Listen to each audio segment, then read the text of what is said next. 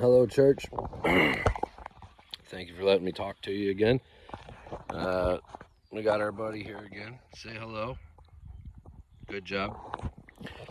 So today, the topic that was on my mind is the topic of submission. To submit to something. With the human, the problem that we have, the problem that we have is our understanding of the word submission, I think, is flawed.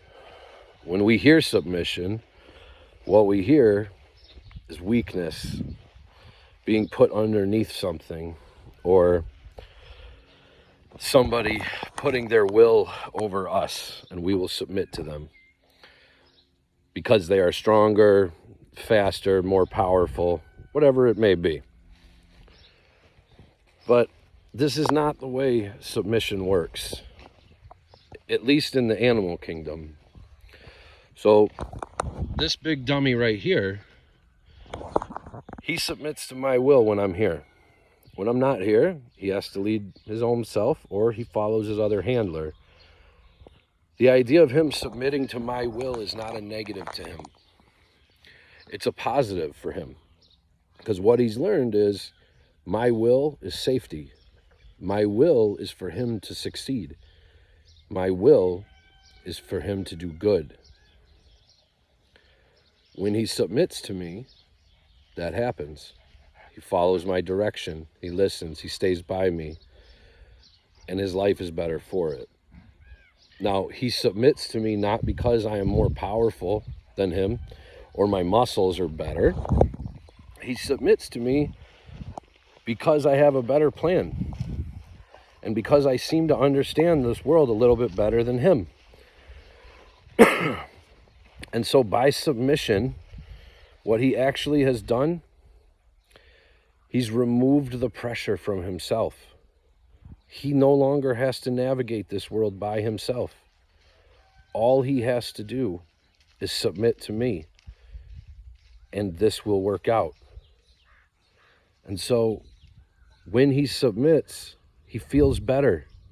His anxiety goes away because he doesn't have to worry about how do I deal with the problem in front of me.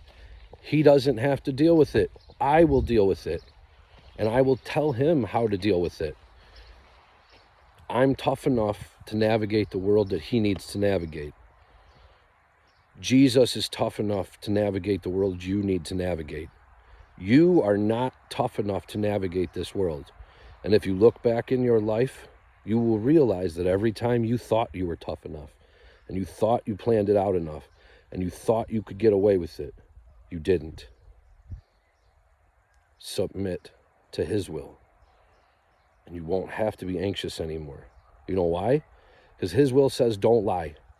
So you know what lie you'll have to cover up from now on? None. 0 lies. That means you're not anxious about telling the truth. That means it's just the truth.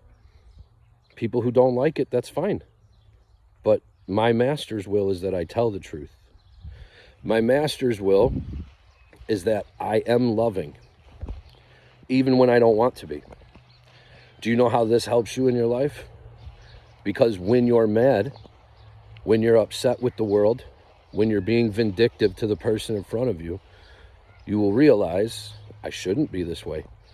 My master's will is that I love them and that I treat them with love. And when you do that, even though you don't want to, your day will be better. The person in front of you will be better. And your walk with God will be better. Submission is not weakness. The true warrior knows that he must submit to a better warrior, to a better plan. The toughest people worked under a king, and they submitted to that king, even if they were assassins, even if they were the toughest men in the army. Their will was submitted to the king, not because the king was tougher than them, not because his muscles could do it. His will was better. His plan was better. His abilities were more. This is our relationship with our King. You cannot simultaneously submit to Jesus, and carry your own will. These things, they're exclusive. So you get to pick his will or your will. The scariest part about this whole thing is he's going to give you whatever you pick. Go in peace, church. I love you.